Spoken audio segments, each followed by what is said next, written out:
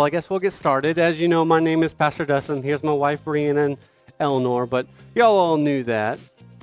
You're looking nice in your suit. So, we'll go ahead and get started. I want to discuss our vision before we get too far, because that is kind of our theme for what we're doing this year.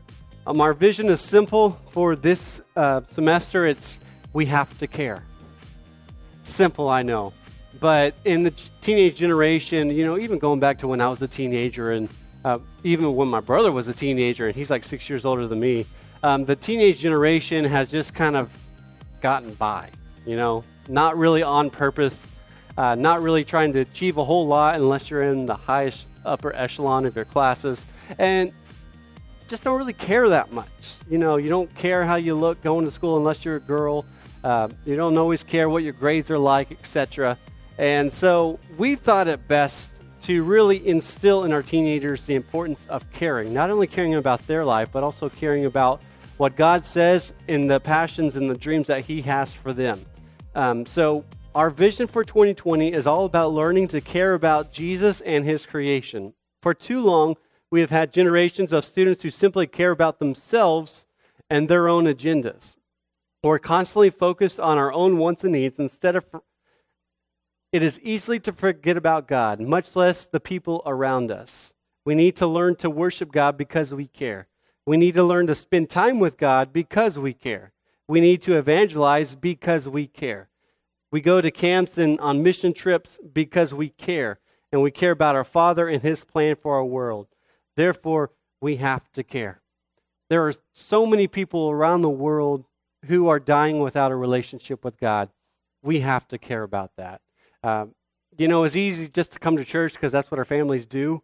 But what if we come to church because we want to be here? We want to worship God. We want to learn about God. We want to experience a true relationship with Him. We have to care about that. And so that's kind of what we're pushing. That's what we want to achieve this year. We want our students to really take their faith and own their faith. Own their faith in worship. Own their faith in evangelism. Own their faith in discipleship. Own their faith and just doing something for God, whether that be giving a speed the light or praying for their friends or serving in their communities. We want our students to care. So we're going to try to do that in several different ways. We are preaching on that a lot. If you've tuned into our sermons online, you probably have seen that a lot. I pretty much say we have to care in every sermon just to kind of drive in that point, because I want our students to care about God. I want our students to care about His mission. I want our students to love Him so much that they follow what He asks when He asks. And so that's why we do things like mission trips. I know we do mission trips every year, etc. But when we get right down to it, the reason we do is because we care about people all around the world. And we need to do whatever it is within our power to make sure they have an opportunity to meet Jesus Christ. And so we're going to be doing that this year in San Francisco. We originally planned to go to Spain, but that didn't quite work out. So we somehow managed to keep the same dates, which is really nice. And so we'll be going to San Francisco instead. Cheyenne, can I get you to shut that door for me? Thank you. So the trip dates are July 5th through the 11th, and the cost has basically been cut in half. Many of you know that the Spain trip would have been $2,500. This trip will be considerably cheaper from that. For God, finances are not the issue. God can do incredible things. We might have to work for it, but God can definitely make sure we go on this trip. So what we will be doing in San Francisco, we will be working with City Impact in San Fran, helping the homeless and continuing to reach their community. We will also have a free day on Friday to explore the city. For more information on that, you can Google City Impact in San Francisco, and it'll list exactly what they do in detail. They have videos on their website as well. So feel free to check that out. We would love for y'all to visit that. Also, we do need you to register. That's important. I don't know who all plans to go on the trip. I know there's a lot of students interested, but I do need to have you register. So go to fmgrace.org/ministry/students to register. There's going to be a little San Francisco picture. All you'll have to do is click on that, and then it's going to take you to this website by Global Passion. That is the organization we're working through. We worked with them last year in Orlando. and they did a really good job creating the trip. So we're going to be working with them again this go around, and you'll sign up on their page. You will need to create a managed missions account, but they will walk you through that step by step. It's pretty easy. I did it. My wife did it already. It's not so difficult. If you have any questions, feel free to let me know, but it really is a piece of cake. And we also need a $100 deposit by February 26th. So that is several days after our fundraiser, so I can give you all updated total of where you stand after that. But yeah, that is what we need. Fundraisers. We will have a Valentine's Day fundraiser this February 14th from 5:30 to 9. And so if students want to go on the mission trip and they want to help with that fundraiser, man, great opportunity to help out. We're going to be not only watching the church kids, but we also invited Mother's Day out too. I really don't know how many we're going to have at this time. We have a sign-up list online going, but I should have that information soon. So if your kids want to participate and help raise money for their trip, a great opportunity to do that. We will be having another fundraiser March 8th. It's our family meal fundraiser.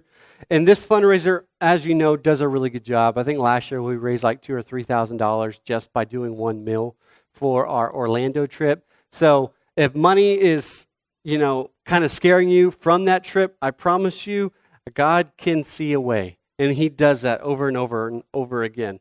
We will tithe 10% to Speed of Light from that, but the rest will be applied towards our missions trip. We also have our Memorial Day picnic fundraiser. This is when students bring dessert for an auction at our big picnic over at Circle R Ranch. This is another big fundraiser that we do that helps to raise money for that. And in April, or maybe a little bit sooner, we hope to do another fundraiser at a restaurant, whether that be Costa Vida or Texas Roadhouse or something like that, just to help raise more money for our trips. Most importantly, for our missions trip, if you want to go, parents, don't feel like you got to do that all by yourself. Let's face it, if I told my grandma that I wanted to go on a missions trip, she's going to help. If I told my aunt and uncle that I want to go on a missions trip, they're going to help. If I tell my brother or sister that I'm going on a missions trip, they're going to want to help. And so don't feel like you have to raise this all by yourself. Get people involved. The best thing that you can do for mission trips is to write letters. Letters work. Also, phone calls work. Messages on Facebook, they work. Just reach out to your friends and your loved ones. If you want to go on the trip, they're going to help you. But that is our San Francisco trip. Let's go ahead and move on to the next thing that we're going to be looking at for our big ticket item. Youth camp is June 21st through the 25th. It's kind of weird this year by the days. It's actually a Sunday afternoon through a Thursday. So it's different than our traditional Monday through Friday. The district did this because they wanted to add another camp into the situation. So they bumped us up a day. The cost will be $255. The registration deposit will be due April 15th. In order to go to that, be sure to register. You can go to our website. Again, I listed it there for you. We go to Lakeview Camp in Maypearl, Texas, as many of you guys know. We've been going there, for a very, very, very long time. And they always do an incredible job. This year's camp speaker is Dan Malone. He was in Ireland. Now I believe he's pastoring a church somewhere overseas. I don't know if it's Africa or not. I read his bio this past week, but it snowed. So after it snowed, there's where my brain went. So yeah, he's a really good speaker. Bree and I have been to one of his youth camps before. He does a phenomenal job. And he has a really cool Irish accent, so I really like that. He's a really cool guy, very relatable guy. I played basketball with him. He's actually pretty athletic too. But man, our youth camp is just one of the best. It really is. And compared to places like Pine Cove and things like that, it's at a decent price. But with that being said, if the price is an issue for camp, please let me know. Every year I have people come up to me and say, hey, Dustin, how can I help out with camp? How can I help out with camp? If you need a scholarship for whatever reason because finances are tight, let me know. We don't want finances to keep you away from going to camp. Camp changes lives. I mean, it's at camp where I gave my future to God. That's when he called me into ministry, and I've been doing it ever since. God moves at camp. people are filled with the Spirit. People give their lives to Him. People are called onto the mission field or ministry or to be doctors or scientists or whatever the case may be. God does amazing things at camp, and we want your student to go with us. So April 15th, remember that date? That's when your $100 deposit is due, and that is when your online registration is due. To make it easier on yourself, if you go and register right now, the link is live, so you can knock the registration part out of the way, and then we can worry about the finances as we get closer to the date. But yeah, can't wait for camp this year. Let's go ahead and take a look at what February looks like this month. We do have a Valentine's fundraiser this coming up Friday. We've already discussed that. What? Okay.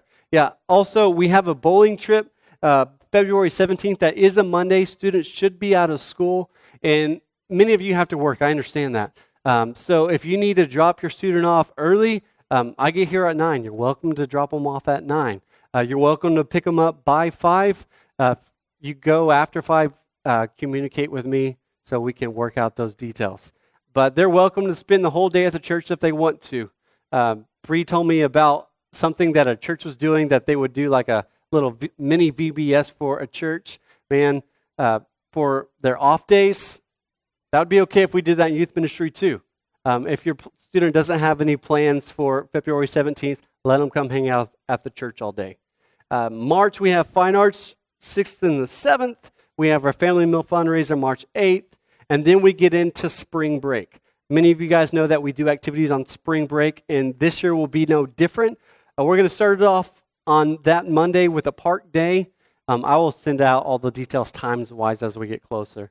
So we'll start with a park day. If it's raining, that's why it's on Monday. We can bump that back if we need to. The second day, we're going to go do outreach with Dallas Metro. They do VBSs. So not only is it important for us to have fun together, but it's also important for us to serve together. Like I was mentioning a moment ago, we have to care. We have to care about people who need God. That's why we did this Dallas Metro outreach. It's easy, it's not hard, it's safe, and it doesn't matter your age. You can come help. So that's really nice. This will also be a good outreach opportunity leading into our mission trip in July.